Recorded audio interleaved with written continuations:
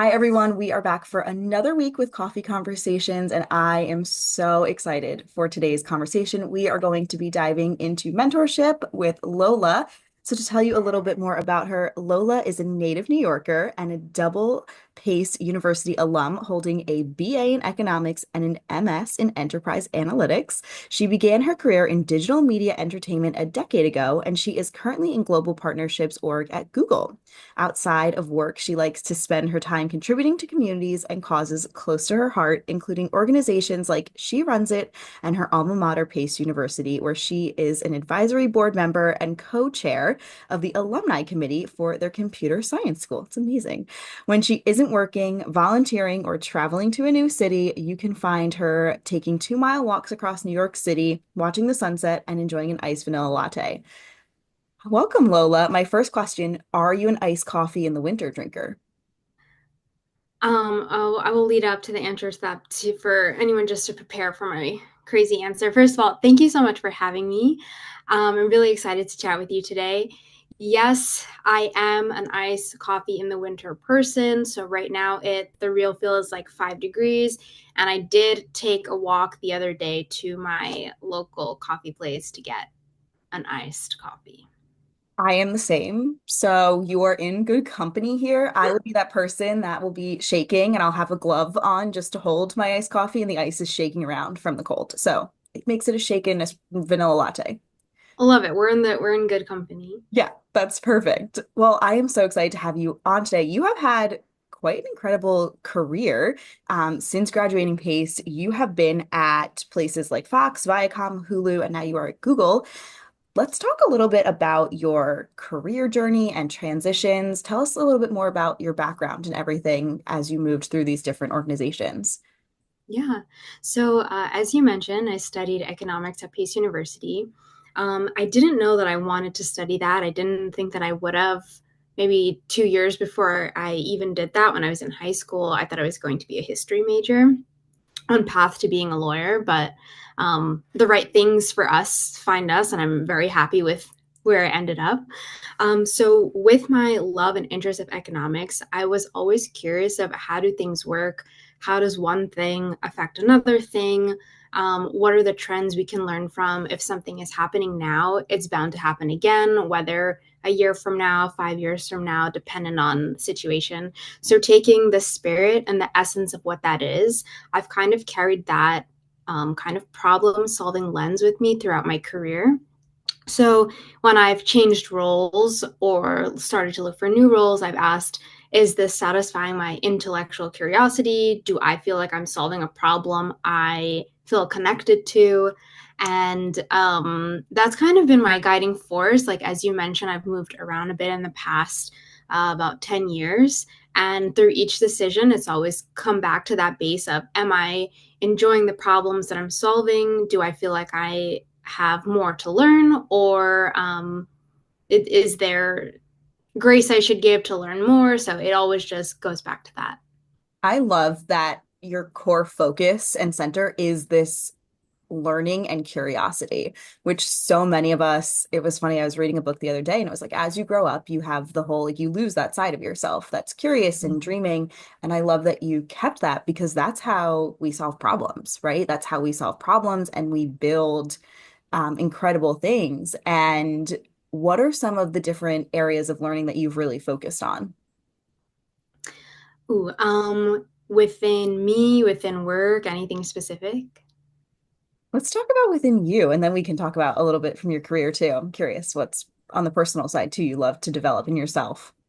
Yeah, I'm a very visual person, so when I'm not at work, I'm sometimes maybe thinking about work in my head. I know that's weird and nerdy. I am hoping to find the tribe of people who do the same. Oh, it's me. Don't So worry. okay, I mean, While we again, drink our iced coffee. perfect. Um, in my self-awareness of that, I try to be productive with, okay, what do I know about Lola? Lola's always thinking, Lola's always problem solving, or I'm the person like in the evening of like, okay, these are the things I have to do tomorrow. And I sometimes draft email responses in my head of, oh, right, I have to tell this person this update on XYZ. So, anyway, good and bad to that. But I tried to shift the energy of how can I do fun things with that.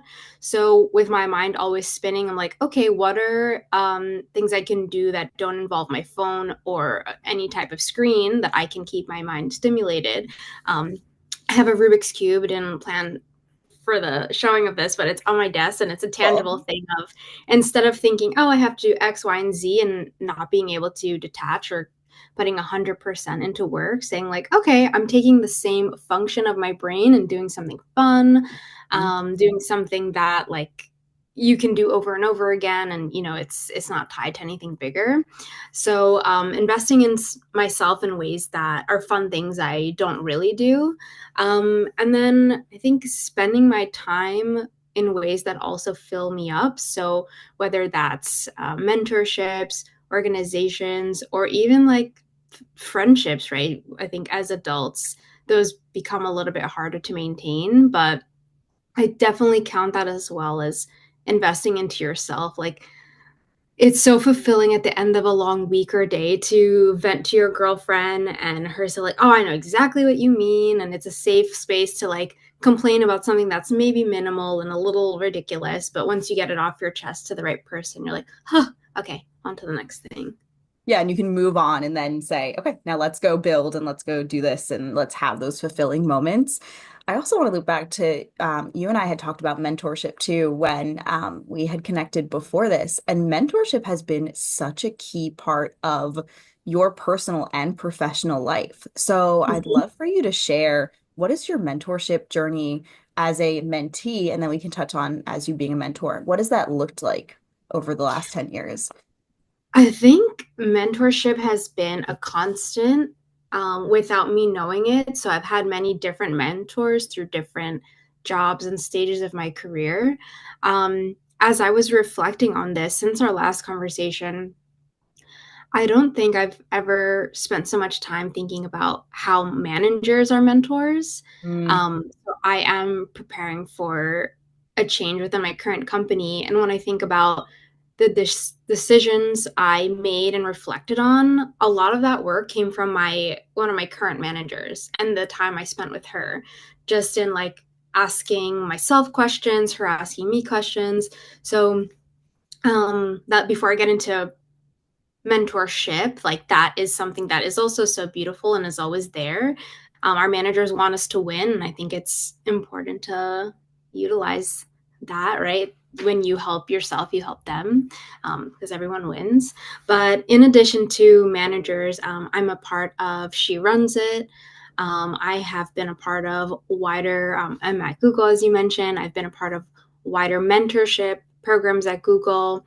Um, Professors I've had, and even people I've met along the way at jobs I've worked at who maybe they weren't my direct manager, but we really connected on being, um, whether first gen or having an interest in something specific. Like mentorship doesn't always have to be we meet every Tuesday at this time, talk about XYZ. It's the connections that you build along the way, and you look to someone and say, there's something in you that I would love to see in myself, and I'd love to learn from you. Um, and I think it can be as simple as that. I don't think it always has to be a very scary structure like, I need to find a mentor. Is there like a mentor.com? Like, yes. I mean, maybe there is at this point, but really honing into being humane and knowing so many people want to help you along the way has kind of broken down any scariness of feeling like, oh, I can't connect with this person, I can't ask them something. So TLDR, keeping your connections, and of course always approaching it with respect and saying like, I really admire this in you. I see that you made a change in your career that I'm trying to make, like as an example, and say, I'd love to learn from you, or I'm preparing for something. May I have 15-30 minutes of your time and ask your advice? So again, it doesn't have to be this like, oh, we build up XYZ. It's one, making the connection. I appreciate this in you. Two, I have a specific question that I would love your advice on. And then three, letting it be natural. And I think most and all people will also want you to win. So just like preparing your conversation and preparing, your questioning, it's like more easy than we think.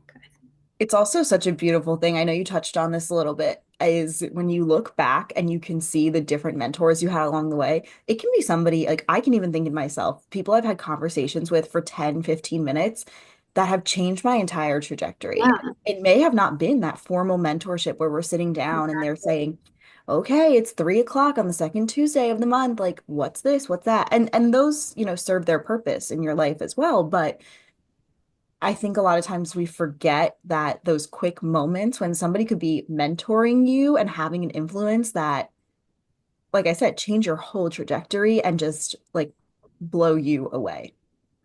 I agree. And like as a reflection for that, like how many times maybe someone has said to us like, oh, that thing that you mentioned to me, like I really thought about it, or I looked into it, and then we probably don't think of, oh, I'm giving someone a life-changing, piece of advice or something, but to them it was something that they held on to or they looked into, and there was a ripple effect. So there's magic in the little things. Yeah, it is. It's the magic in those little things, and you never know what that little thing is that someone is going to hold on to. I mean, have you ever had somebody come back to you and they're like, "Oh, and this kind of gets more into being a mentor now that you're further into your career is I see it sometimes somebody will come back to me and be like, "Oh, remember when you said this? Like that really stuck with me." And then I went out and did X, Y, and Z, and I'm like, "Yeah, of course I." And but to them, it was such a life-changing moment. So, Mhm. are you starting to move into some of those mentoring roles now that you're in this part of your career? Not officially, for us just talking about official and unofficial, Yeah. but I've definitely been a part of conversations, panels where it's like women in tech or first gen, all of the buckets and check marks that I'm proud to fall into. And I have experienced, yeah, saying something that was so natural and someone coming up to me after and saying, oh, I really connected with you when you said that, or finding me on LinkedIn and saying, when you said that thing, I really like I felt seen. And those are the sweetest things because in the Mhm. way that I am having community contributions right now, it's kind of like at scale, it's not really a one-to-one. So when someone does message me or find me or reach out to me and say, "Oh, when you said so and so," it's so heartwarming, and it's exactly what you just said, right? We don't know what stands out to people, and how it can be like the missing piece that they need to hear or think about for something they're going through. It's also, I was listening to, I think it was Mel Robbins, her new book, Let Them. And Mm-hmm. she talked about how in life it's, you can listen and read something over and over again, but until you are in the place where you're ready to hear it, and a lot of what those moments are, like somebody could be sitting in a panel or somebody could be even just listening to this interview and they could say, "Oh my gosh." And it's that moment where it clicks because they were ready to hear it. They were in the place where they could, even if you've heard it, 10 times, 100 times over until you're ready to hear it. And it's like meant to be where they have to hear it. And that's that little magic moment. Yeah, I don't mean to get philosophical, but it makes me think of the saying, you can bring the horse to the well, but you can't make the horse drink the water. Yep. No matter, So, they have to be thirsty. mhm. Yeah. So I'd love to touch too a little bit more on when you've changed careers. How has mentorship helped guide you through those moments? And how has that helped you really navigate, okay, it's this time to move on to a new role. I'm ready to step into this. And how do you lean on mentors during that time? I know it's time to change a role when I feel like I've learned my role well enough. And of course, like that can mean different things. There are different durations. Mhm. As you've mentioned, I've changed a few roles in the past 10 years. So I acknowledge paths can look a little bit different from mine. But to the question of when I know it's time, when it's a 1 year mark, 2 year mark, and I feel like, okay, I understand this role, I understand my responsibility, and I check in with myself of, am I more excited to learn more of what my manager does? Because when you stay on your current path, you prepare for what your manager does. Yep. Am I more excited for that? Or am I excited to do something different? Whether completely different, halfway different. So that's always the question I ask myself. And when the answer is, I'm more excited to learn something new than to Mm. learn about the things my manager does, that's been my guiding star for self-awareness and self-honesty of, right, we spend so many hours at work. Do the best you can to be happy and fulfilled. And of course, we don't love every single thing about work, but back to how we started. The problems that I am solving in this role, how do I feel? The problems that my manager or management team solve, do am I excited about that? And Mhm. when the answer is no, then I say, okay, I have to start making decisions. Um, for how mentorship plays a part in my next steps. With my manager is usually where I start, but then other mentors as well. I kind of peel back the what is the other thing I want to explore, because I think there's different phases. You can just say, I want to do something different, which I think people say all the time. And even like New Year, New Me, the quote, Yep. right? Like, I want to be different. And then what does that mean? Like, we just know we want the different part, but we don't know what. Hmm. So in mentorship, I utilize those connections and time to say, okay, I think I want to explore this, but I haven't really done it before. I don't know much about it. In your expertise, what can you help guide me to connect with what I'm doing and this new thing? Like, what's in between? What are the questions I should ask myself to find out if I really like that thing? And usually, a key part here is the mentor you're talking to either is in the new thing that you're doing or is your manager or is somewhere in between, so they can see your journey from like a bird's eye view of the different routes you can take. And that wisdom is really guiding. So a mentor would say, okay, you want to be in product. Where in product do you want to be? Do you want to be internal? Do you want to be external? What about either do you like? And just like asking the questions deeper and deeper, because you may answer those questions and think, oh, I feel really excited about this next thing. Or say, oh, you know what? In theory, I thought that's what I wanted to do, but I realize this component or XYZ, and maybe I did like my other thing a little bit more. So I've used mentorship for kind of like a mirror and talking out loud of, I know this much, but for me to make an informed decision, I know I need to think more. And then mentorship helps you ask the right questions.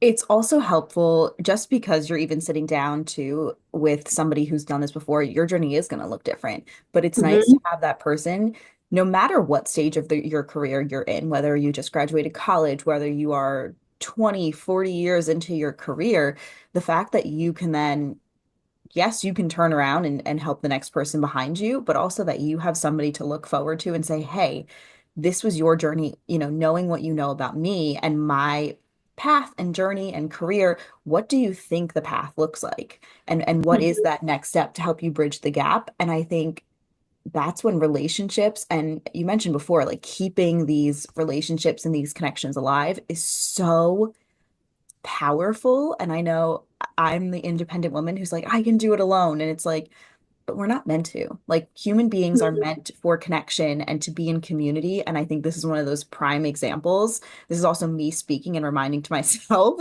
of why it's so important to build that community of people who've gone before you, who are behind you too, that you can help, like you are through the alumni board, and through She Runs It, is fostering the continued path and shaping the journey going forward. Mm-hmm. I agree. Like, nothing can be done alone. It makes me think of the proverb that I really like. Alone you go fast, together you go far. Yeah. Yeah. And it's one that I think, as you know, we're now 5 years since the pandemic started, coming up on the 5 year anniversary, which is crazy to think about. But I think that time, though, it did remind us why we're not meant to be isolated and to have that community around us. And so seeing that foster and seeing the communities like She Runs It coming back in full force and having, all these different events is really fantastic. So I'm amazed and impressed that you are a part of that. And I think that's a great part of your journey.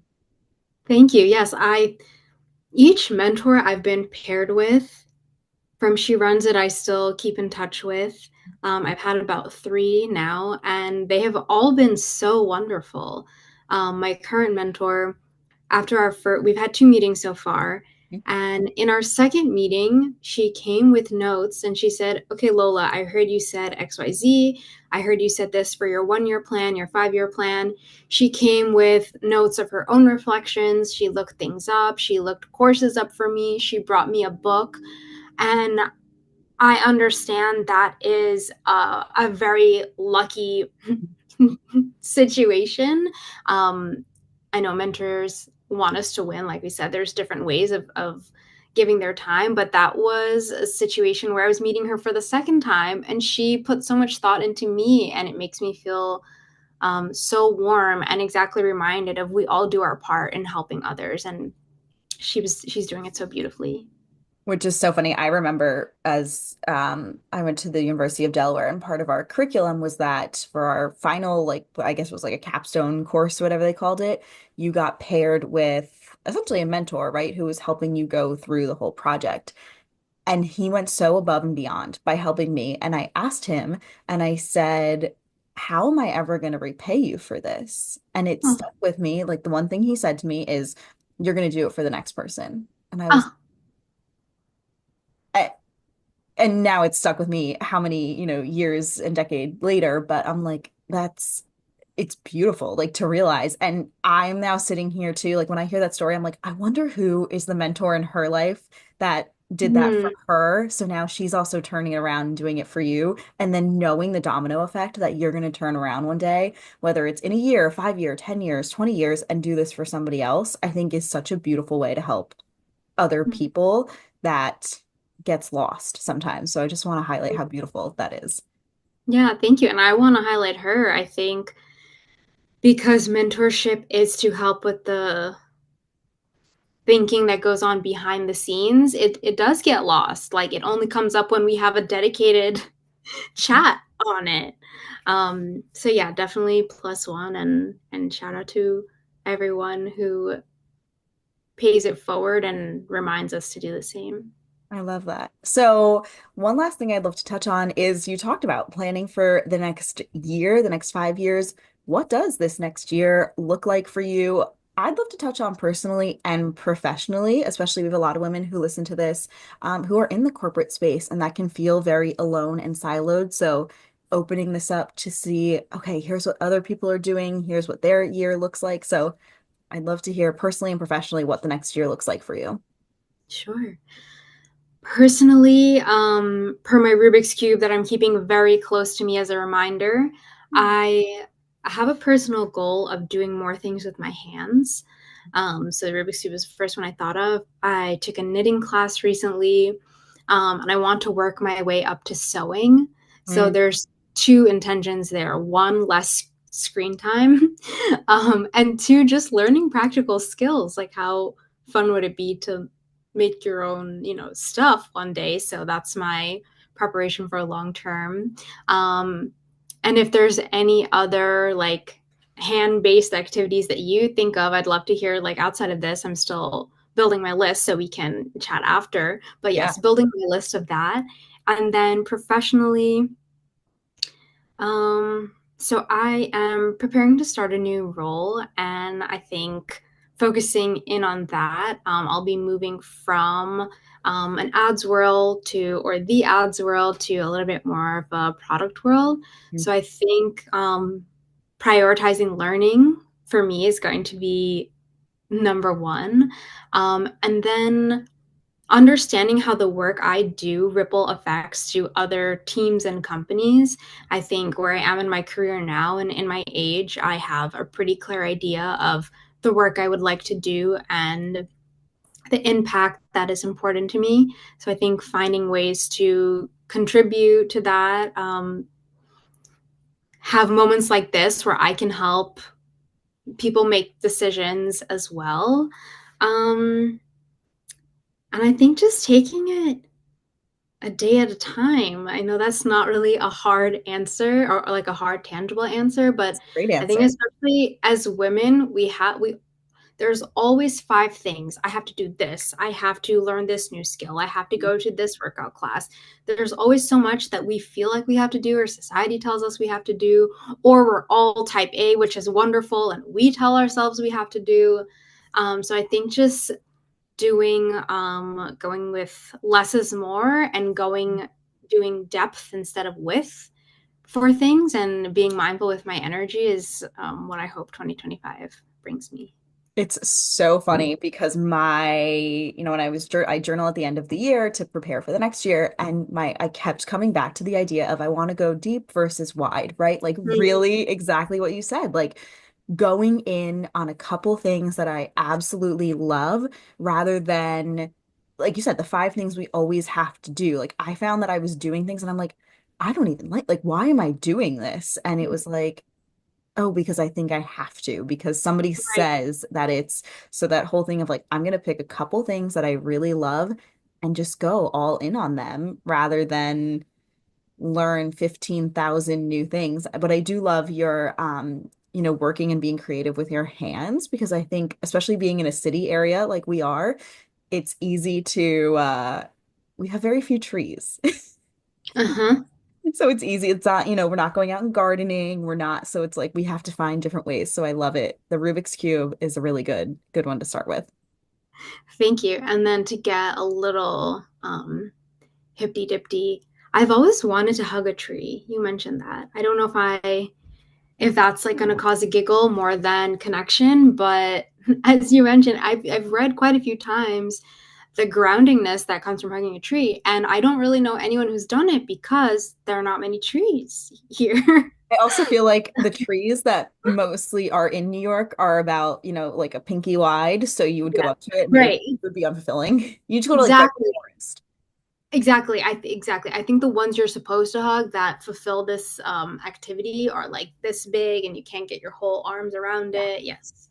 Yeah. Yes. I don't think that's hippy dippy. I think that's it's in nature, it's being connected with nature, which once again, us being in a city, we're like a tree, you want me to hug it? Where do I even find one to hug? Hmm. That's the hardest part, right? Hmm. Yeah. So I like to end every show by asking my guest a question, and I always throw it on people because I want your first reaction. What is Okay. something that you do every day that makes you feel wealthy?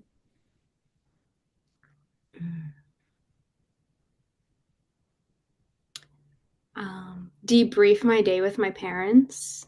Oh, I like it. I think as we get older, people start to realize quickly and at different times how fast time goes and how precious it is.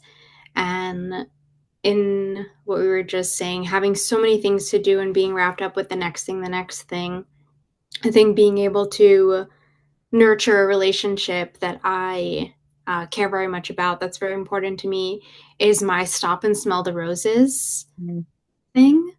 Or my way to stop and smell the roses. And it also just grounds of like, right, different environment. I'm not at work anymore. I'm not at this community thing I just went to. Oh, basic conversation. How is your day? How are you doing? That is that is invaluable to me. And another thing that also makes me feel wealthy, that's a little bit newer, is breathing. Let me expand on that because I know we are always all breathing, but Everyone's sitting here being like, I um, hope she's reading. slowing, yeah, I have to say this better, but slowing down your breath, like I guess in like a yoga meditative type of way, like box breathing, so different techniques. And I think it's something so simple. Back to again, our minds are always running, we're always so stressed, but there are different techniques that can change your whole body's energy in 5 minutes. And I would definitely categorize that as feeling wealthy because we put so much pressure and stress of when that thing is done, I'll be able to relax. When this is XYZ, I'll feel that way. But there's always going to be something else. There's always going to be another email, another project, whatever. But when you are in control of your body and your nervous system, I think that's so beautiful because you get to say what when is. So. I absolutely love that. As somebody I started doing daily meditation, I'm about 2 months in at this point. Every day, I got my calm streak going. and No. the changes it makes in your life, like sleeping better, like you're fully present with people. It's just a really beautiful thing. And I Hmm. love asking people this question because everybody's like, oh, well, I don't like go on a private jet every day. I'm like, we find wealth in the smallest and most beautiful things Hmm. that we forget. So I love your answers, and that was beautiful. If anybody has any questions or wants to connect with you, what is the best way for them to do so? LinkedIn, I am very present and check there often. So I think that would be the best way. Perfect. And I will put your LinkedIn link in the comments with your bio here. I want to thank everybody for listening in and Lola for your incredible conversation. This was fantastic. And thank you so much for coming on. Of course. Thank you again for having me.